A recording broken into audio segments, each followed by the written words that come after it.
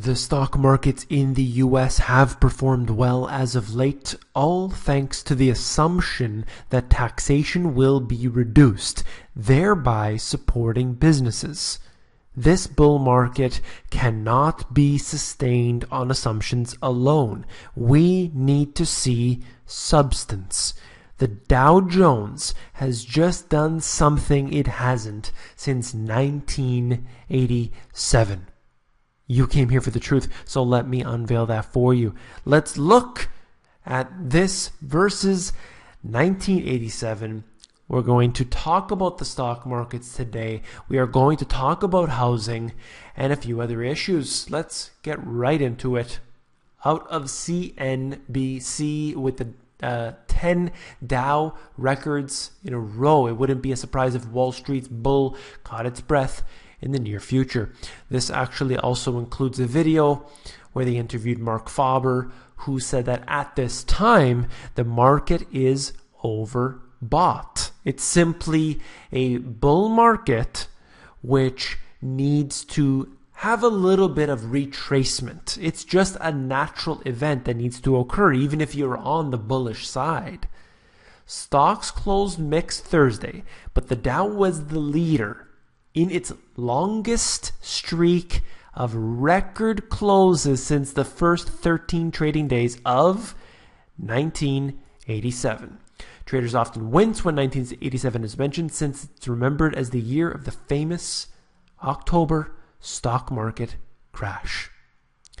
So just a little side note, the Dow closing in on 21,000. Huge numbers happening right here in the US stock markets, that's for sure.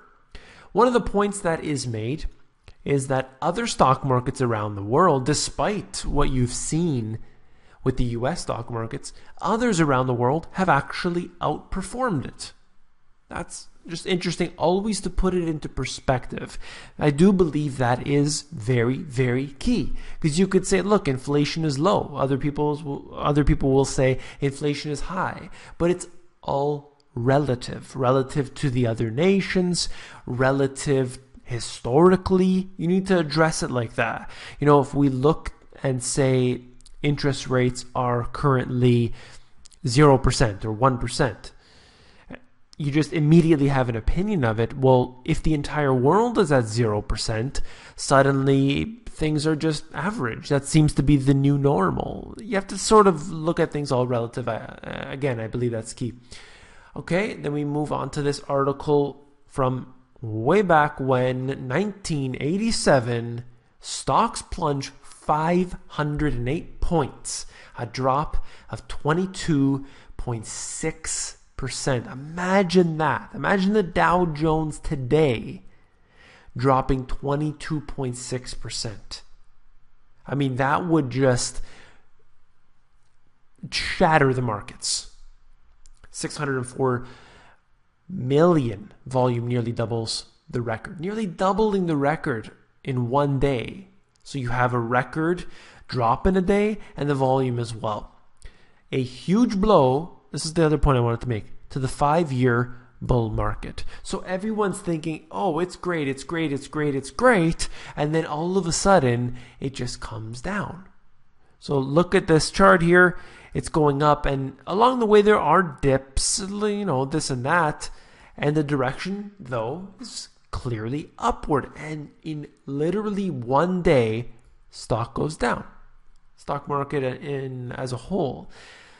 One of the things that I read was that you basically had nobody to sell to. And that's the challenge. People believe that they will be able to get out when times are tough. But look at this as the perfect example of how that may not be the case. It happened in one day. What if it didn't happen in one day and it happened over the course of a week or 2 weeks? Many people think they'll be able to sell off, but that isn't the way it works. There always has to be a buyer on the other side. You need to be able to sell that share. It's not just an automated process. There is a whole bunch of things involved in that. Yes, it's all computers now. that would take care of this all. But you have to remember, it's not going to happen the way you like it. Very important to know. Let's look at oil. The U.S. exported a record amount of crude oil, topping 1 million barrels a day for the second week, filling the gap in the world markets created by the OPEC cutback. So there it is, keeping the price of oil subdued, or that's what they call it anyway. Shale and other U.S. producers sent 1.2 million barrels of crude onto the world markets. That's up 200,000 barrels. OPEC's got a competitor. They certainly have to be concerned about the U.S. oil producers eating to their market share. It is important to note that with shale, with fracking, they've opened up a whole new market. So you take that the way it is. All I wanted to say is that from my research into fracking, it just seems to be very dangerous. That's the consensus that I've found. And this is, surface level information. I'm seeing reports of earthquakes in places that never used to get earthquakes, and now all of a sudden they have like 100 earthquakes a day. And then you have other towns that are hearing all these weird sounds all the time. And I don't know if that's linked. I don't know. But I'm just finding that there's a lot of weird things going on under the earth, and they have linked it to the all the fracking that's been going on. I don't know. I think it's a little worrisome. That's all. For years, millennials looked at owning a home as a distant fantasy. Student debt and weak jobs market seem to conspire to keep this generation stuck in their parents' basements, if not permanently locked out of the housing market. Think about how many people you know which are just graduating, or they've graduated, they can't find work, and perhaps they get into their first job. Are they able to move out into a house, any sort of property? Or do they have to live with their parents for an extended period of time? Or do they have to live in some sort of cooperative type housing? This is becoming a very big trend. And what they suggest in this is that the housing market has the fewest homes available for sale on record. This video here is apparently one after the other of record. Those that are for sale are increasingly priced at values inaccessible to first-time buyers. And we are talking about here in the US, you look at it in Canada, take the few top major cities, and you see something that's, to suggest it's inaccessible is really understating it. As a result, the housing market is booming for those with cash to spare, but not for the millennials. So you have to think, where are they going to be able to buy their homes? The rental prices have increased dramatically. People are buying homes. Foreigners are buying homes. People that are living within the country are buying homes. And it's happening now, apparently,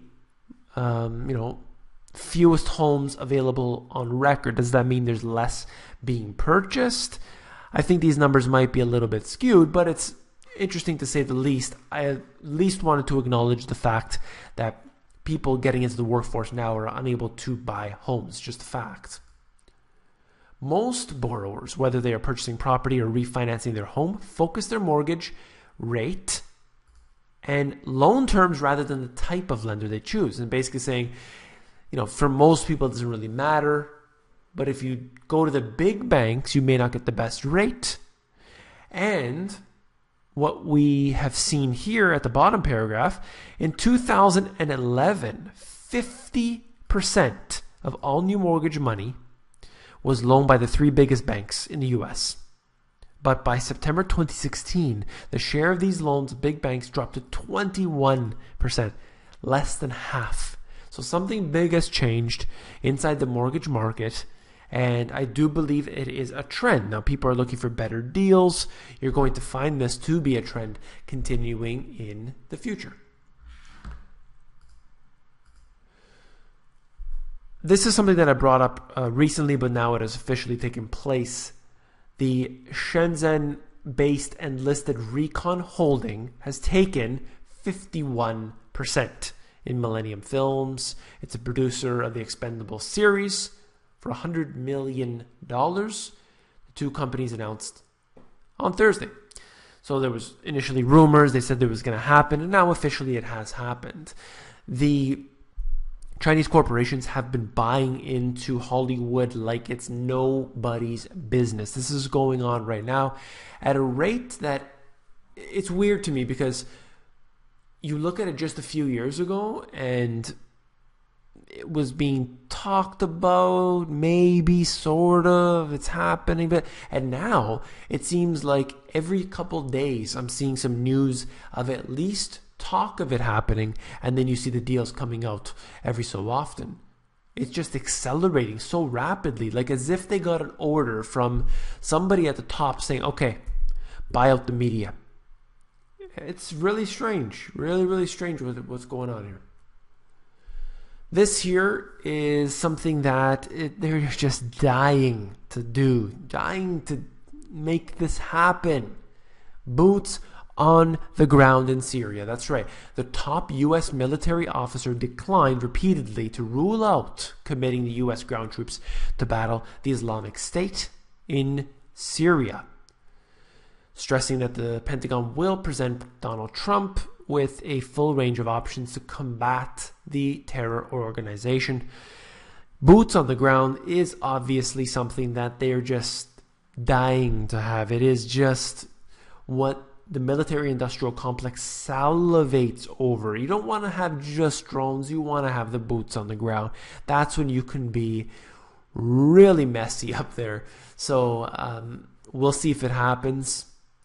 It will be interesting to see, and to try and take on something like the Islamic State, which is not really one single entity, but it is funded and trained by your own individuals, and then it's allowed to sort of spread organically.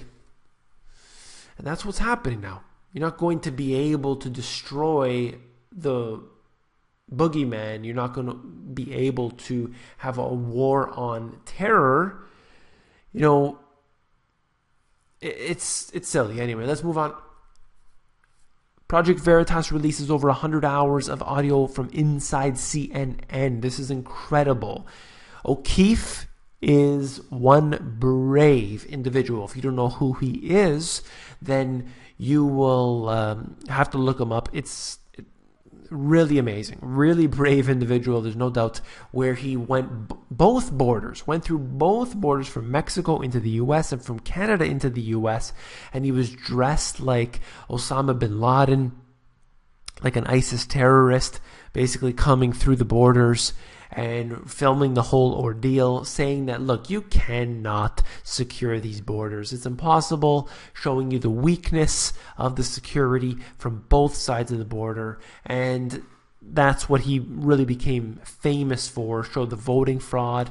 Now he's released over 100 hours of audio from inside CNN. And also what's important to note is that he offered $10,000 to anybody who can provide him media malfeasance. Basically said, if you see some corruption going on inside the media, let me know. I'll pay you 10 grand if it's good enough.